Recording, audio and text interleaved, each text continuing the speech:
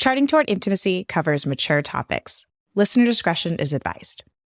We've all been told that sex is holy, sex is sacred, but somewhere deep down, it still feels dirty, especially when it's actually good and pleasurable. This episode is going to break that lie wide open. We're talking about why pleasure in sex is not just okay, it's a part of God's design. But we're also sharing how we're not perfect and we still get trapped in this lie. Welcome to Charting Toward Intimacy, the podcast for Catholic women that helps you improve your sex life, strengthen your marriage, and embrace God's design for love. My name is Ellen Holloway, and joining me today is my amazing semi-regular co-host, Kathleen Chovanes. All right. Now, this was something I struggled with so much. Like, just so much. I still struggle with it Well, sometimes. yeah, I mean, I think, like, I get the thoughts creeping in of, is it okay to, like, be enjoying sex? Is this pleasure holy? Is this pleasure incompatible with sex? You know, like, is this pleasure incompatible with, like, God's design for sex, I guess, is a better way of saying that. Mm-hmm. And yeah, this used to be, like, debilitating for me. And now it's like, it's just occasional, I guess. I think that's where I'm at. Yeah. Yeah. Well, I think, whenever we're dealing with this question, like there's a healing that needs to take place, right? And so we really need to kind of go to what's the root here? Like, where is this coming from, right? And I know for me, it was like, it was purity culture, right? For most of us, it's probably purity culture. And like, I don't know. I feel like we talk a lot about purity culture just in like a totally negative light, but the reality is that the intention was good. Right? Like the intention of what we were taught was like, this is serious, this is a big deal, like this needs to be treated with care and respect and love, and and there's a right time and a wrong time. The message was good, but the words that were used to sort of deliver the message were off. And so it really planted this seed in our heads, in our minds, that like, okay, well, sex is just bad. It's just, we don't do it. And then if we are experiencing this pleasure, it's base and it's not good. Right? That I think base is like the best word, like it's base, it's carnal, therefore it's not holy. Which is like, oh my gosh, that's such an interesting sentence that you just said. Like, it's carnal, therefore it's not holy. That is such a lie of the devil. Like, that right there is such a lie, because we are body, soul beings. Like, as human, we are a body, soul union. Therefore, what is carnal is holy. Like, and holy means set apart. God set humans apart. We are individual in the fact that we are a body soul union. We sit in between the animals and the angels on this, like, maybe you could just like call it a scale, right? Of like, soul, 100% soul is, I'm thinking of like one of those scales. 100% soul is angels, right? Angels don't have a body. They are pure spirit. So they have an intellect, right? And like, we know like half the angels fell. They made a choice. They could decide. They have an intellect, right? And a will, right? They had a will to decide. They have a will to decide, exactly. Yeah. Animals are pure instinct. They are pure body. They don't have an intellect. They don't have a like intelligent will. They have a will, but it's not an intelligent will. Right. Humans are set apart in that we are the only ones who have this like connection of body and intellect, soul. And so like, and this is something from Theology of the Body, like the biologic informs the theologic. Like our bodies can tell us about God and about our relationship with God. And so therefore, what is carnal is holy. But the devil has like, he's been so tricky with words that he's just like switched that.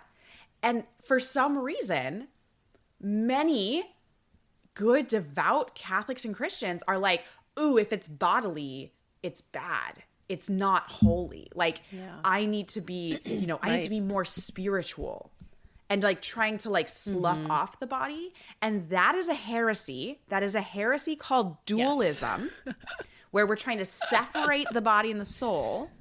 And that heresy was addressed so many times. If you go and you look at like a chart in the back, sorry, we're going to go on a side note. In the back of the Ascension version of the Catechism, like the new version that they put out a couple of years ago, in the back of it, they have this awesome chart of all of the like councils of the church and like what heresies they addressed. And over again, you see dualism, Manichaeism, dualism, Manichaeism. Like both of those are, Manichaeism and dualism are fairly similar. And it was just like, again and again, the church had to address this issue of us trying to like separate the body and the soul, and being like, the soul is the holy part and the body is the bad part. And part of that has to do with an incorrect reading of some things that St. Paul says in some of his letters. Because he'll actually say, it kind of sounds like he's saying like, oh, the body is not holy and the soul is holy. But it's, you know, we're looking at things that have been translated and words used differently. And so, you know, that's not actually what St. Paul said, like, means. But anyway, so that was just a little tangent on, I love the Ascensions version of the Catechism. It's pretty cool. I know, it's really good. It's and really it has good. 4 little like ribbons to mark your place. Oh my gosh. Honestly, I wish the Great Adventure Bible had more than 2 ribbons. Actually, they may have come up with one that has more They than need to 2 have like ribbons 10. now. Because there are times when you're doing Bible in a year that you're You need doing 3 different readings. I know. So, anyway. But yeah, no, I think, we have to kind of remember that the body is good, right? And like so good that we belong with it, right? Like we're going to die and leave our body, but we're going to get it back. We are awaiting the resurrection how good of it is. The body. You know, like we say that Yes. during Mass when we say the creed, that we, you know, like basically what we're saying is like, oh my gosh, we can't wait for the resurrection of the body. Like we're so excited for this. Like that's what we're saying in the creed. And it can be really easy for us to just like say that rote and not realize really what we're saying is that like we are waiting in hope and anticipation for like our death and then our resurrection of the body at the end of time, at the fullness, at the, you know, fulfillment of time or whatever, however the wording is. Yeah. Yeah. All right. So let's talk about totally true. The difference between eroticism, which is, we do want to avoid eroticism. Eroticism is a like pendulum swing of eros. Eros is a good thing. Eroticism, not so much. Eros is like deep divine love. Eros is the love that God has for his people. Like he has, and he like Eros is, gosh, I'm like, my words are not coming to me on Eros. Like Eros is really, really good. Let's just say that. Like, it's like deep and profound, deep, profound, and abiding. Yeah, I would say, it's a longing love. It's a desire to be like united, and Eros has a very physical aspect to that love, and that is a good thing. Again, God made us a body soul union. God became man so that man could become divinized. Like our body's so good. Let's just like, please just remember that. Yeah. So Eros is a good but I thing. think that, oh, sorry, go ahead. Well, no, go ahead. So then eroticism is when Eros is actually separated from like the divine love portion of it, and then we're just taking that like physical desire. And when eroticism is followed, then we get like use of the other for the end, for the goal of pleasure. And that is never good.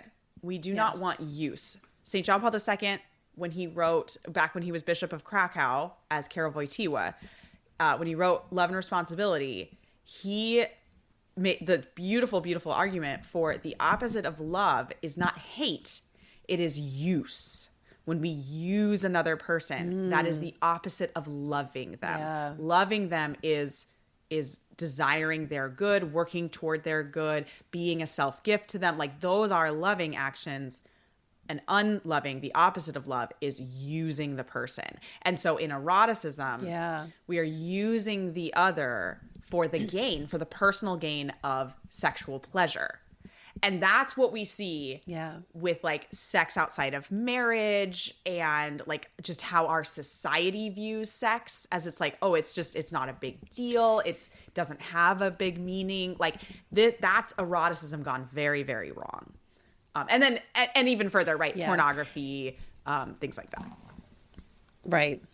Well, and I think too that like just in our culture, right? Like we are learning more about sex from an erotic standpoint than from a standpoint of, we'll say it, holy sex, right? Like, so we're going to use Dr. Gregory Popcak's book, Holy Sex, in this episode to kind of like break down a little bit of like the difference between what he would coin holy sex and eroticism, right? But you know, unless you are growing up with parents who are super intentional about instilling this like view of good, holy sexuality into their children, right? You're probably learning about sexuality from the culture, which is an erotic standpoint, right? And so, I mean, there are so many good, like striving Catholic holy people who still struggle with porn, right? Like it's a reality. And we don't want to admit it because they are such good people, right? But sometimes that can really infiltrate their like their mind, even when they are married and in this good relationship. And sometimes you can feel, I think, like eroticism is taking over what you know should be holy. And you don't really know why, and you don't really know how, right? And I think that that's a really good conversation to have with your spouse if you find yourself in that position, right? Is just like, hey, this is how I want sex to feel, but this is how I'm experiencing it, you know, and just kind of have that conversation about where are your minds, right? Like, what are you thinking of? How can you alter your, like, what you're thinking, and maybe even like some habits, like maybe even some foreplay or some like what happens leading up to sex. Maybe you need to start praying beforehand, as awkward as so many people might think that feels, it's right? So like good. Maybe you need to pray before sex, but it's so good. Yeah. Like, how can we start altering our just like our mental view of sex so that it can start to feel more holy and not so much erotic, if you will. Absolutely. So in Gregory Popcak's book, again, this is Holy Sex. It's on our book list, and we have a link to that in the show notes. I love this book. It's so funny. It's not everybody's cup of tea. You know, Gregory Popcak's got humor that not everybody loves. But I have to say, like, this book was instrumental in, like, it was the catalyst that moved my marriage from failing to thriving. Like it was that catalyst. It was that it was the thing that made the reaction happen, right? So I feel like I personally owe a lot to this book and to Dr. Gregory Popcak. But anyway, so this is on page 17. If anybody has the book, feel free, just open it up. But he has this really cool chart between holy sex and eroticism. So he's dubbing holy sex as, the sex that we're striving for, the sex as God's design. This is holy sex. And then eroticism being kind of what we just talked about for the last 10 minutes. Yeah. And I love the very beginning, the very first thing that he says on here is that both holy sex and eroticism are very pleasurable. Pleasure is a part of the design of sex. Pleasure is a good thing. This is why I have the courses that I have. I am That's true. I am all about sexual pleasure. And actually, Catechism 2362, the acts in marriage by which the intimate and chaste union of the spouses takes place are noble and honorable. The truly human performance of these acts fosters the self-giving they signify and enriches the spouses in joy and gratitude. Sexuality is a source of joy and pleasure. Okay, the Catechism. Yay! The Catechism says, pleasure is good. Okay. Yeah. So then again, this is just, he has like these two columns. He has holy sex and eroticism. So in holy sex is driven by intimacy and arousal. Again, arousal is a good thing. Mm-hmm. Arousal, like God created sexual arousal in us to desire to unite with the other person. Like being sexually aroused by your husband is a good thing. It only becomes a bad thing if we are solely driven by that physical sexual arousal. So the way that Dr. Popcak separates them is that holy sex is driven by intimacy and arousal, whereas eroticism is driven solely by arousal, right? So when arousal is united with intimacy, it is a very good thing. Yes, 100%. The next one is holy sex overcomes shame. Eroticism causes shame. I think that's really interesting because, again, if we go back to love and responsibility, Carol Wojtyła talks about shame in a very different sense than we normally think about shame. And he actually explains that like shame has a role. Shame is our conscience's way of like alerting us of sin and like telling us that we need to correct our actions. The problem is when shame gets distorted and we are feeling shameful of, in fact, holy activities. And that's what happens with sex. So holy sex, this sex as God designed it, overcomes that incorrect shame.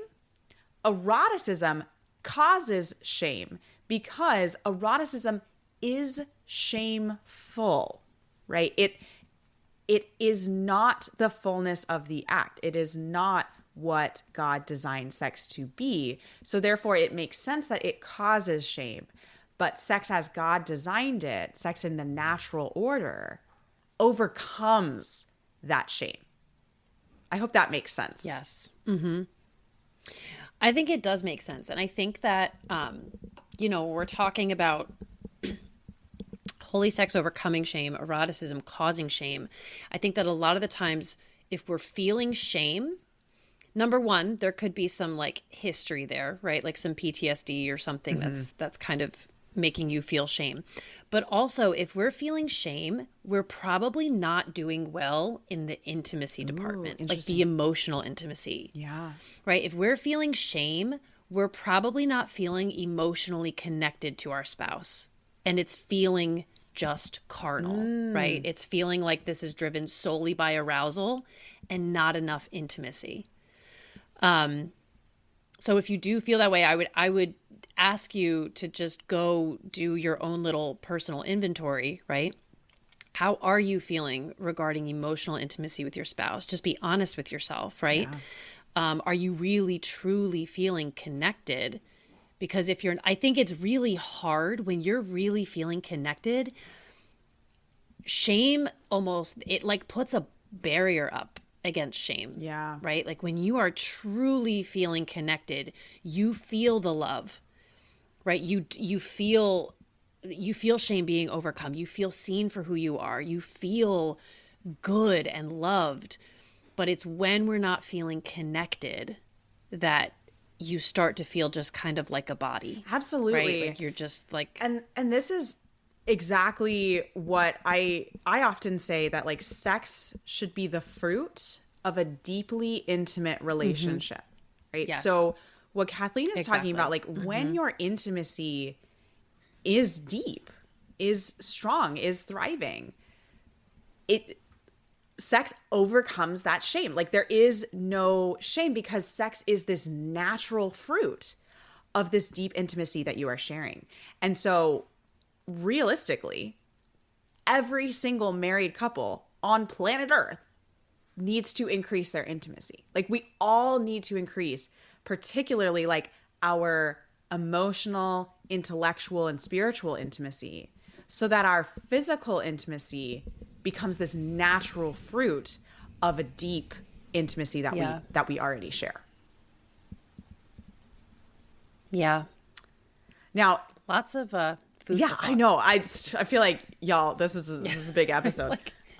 This whole list here is really just a good litmus test for all It really of us, is. right? Like take stock of our sexual relationship, right? Like again, if you don't have the book, if you do have the book, it's on page 17, but just really to look through all of these things and just think on your sexual relationship, and just kind of say, oh, are we practicing holy sex or are we practicing eroticism? It's really good. But anyway, the next one, sorry. Is holy sex welcomes children and eroticism fears children. And I think this is really good. And I don't think in this episode we need to like dive into this too terribly much because we've discussed this on other episodes. But, you know, the sex is unitive and procreative. Pope Paul VI told us that in Humanae Vitae. Like these are two inseparable meanings of the act. And, you know, when we are really embracing sex as God designed it, then sex is very open. You know, it's that openness to life, and children are welcomed instead of really this like fear of fertility, fear of children, and trying to like disconnect the two. Yeah. No, and I think we can have like a, you know, sort of like I don't really want another child right now. Like it would be too much right now. Like you can, but you're still always welcoming to the idea, right? Like you can have your own like goal in place in terms of children. Be like, oh my gosh, if I got pregnant right now, like I would be so, and that's fine. Like you can feel that way. That's reasonable because you feel the weight of the responsibility of a new soul. Right. And I think that's but that's ultimately, the key, is entering into sex, recognizing like, yeah, this is a unitive and procreative act. Children come of this act. Like, and not just trying to be like, oh, well, we can have this act without the children. Like having that recognition that this is the act that creates life. All right. So the next one is holy sex shares the whole self. Eroticism withholds the self. I love this because sex is a full gift of self. This is what married couples are like affirming when they have the questions before consent at the marriage, you know, ceremony at mass, is like this gift of self. Whereas eroticism is withholding the self in many ways. Like the part of the self that's being withheld is the fertility side of things. And the intimacy, like eroticism does not share intimacy. So it's really just like I just want to use you for pleasure. And there's no gift of self there. Yeah. Agreed. And then this last one on here, holy sex is more joyful and vital with time. I love this one. And eroticism is more stagnant and boring with time. And I have really found this myself. And I think a lot of married couples that like a lot of my students who have taken courses, like they will come back to me and like, oh my gosh, like I'm learning, like we're growing so much, like sex is becoming more exciting and like more joyful each time, especially as we're like learning about pleasure and learning how to do these things and like growing in intimacy. I see this so much. Whereas eroticism, when it's simply used for pleasure, it becomes, and this is what Dr. Popcak says in the book, he has this little parentheses, like a drug. It becomes like a drug, where with a drug, like you start taking, 500 milligrams. And after a while, your body gets used to 500 milligrams and you have to bump it up to 750. And then you have to bump it up to 1,000. Like you have to keep having more of a drug as your body gets used to metabolizing it. And the same goes for sex when sex is use, when it's this eroticism category. This is porn. Yeah, it's exactly what happens with porn. This is porn. This is exactly what happens with porn, right? And I think that the opposite being true, right, about holy sex, where it's more joyful and vital with time, should bring all of us so much hope, right? Because it's just like, I feel like we get married and we enter into this like, this new sex life, and we're just kind of like, oh my gosh, this isn't what I was expecting it to be. Like we struggle for years, right? Often we'll struggle for years trying to just like have this be fulfilling and to understand it and to navigate it and to figure it out. But really, I think it's in that struggle, right? Like we end up building intimacy. So it's really the newlywed, like mid-20s when you're hot and young, sex is nothing. It's nothing in comparison. Compared to the sex that you experience in your like mid 40s or 50s when you've had this lifetime together, right? To build intimacy, to really come to know and grow together. That sex just becomes, it's like a fine wine, right? Gets better with age. I think that's a beautiful thing that we should all really just strive for and hope for and be excited about. We can just sit in so much hope for that. And I think that's a great place to end. Is just like, just go forth from this episode with the hope, with the expectation, with the joy that sex as God's design gets better and more joyful and more fulfilling with time. Thanks so much for listening. I've been working on some exciting changes coming soon, and I cannot wait to share them with you. Part of these changes, though, involve closing the current courses available at vinesinfullbloom.com. On November 30th, 2025, that's the end of this current month if you're listening in real time, the courses will no longer be available for sale. Anyone who enrolls in courses or purchases a guide has lifetime access, though. So if you've been on the fence about getting the orgasm course for Catholic women or picking up the Catholic sex positions guide or any of the other courses or guides that I sell, now is the time. These will be closing after November 30th. So go to vinesinfullbloom.com/courses for all of our available courses and guides.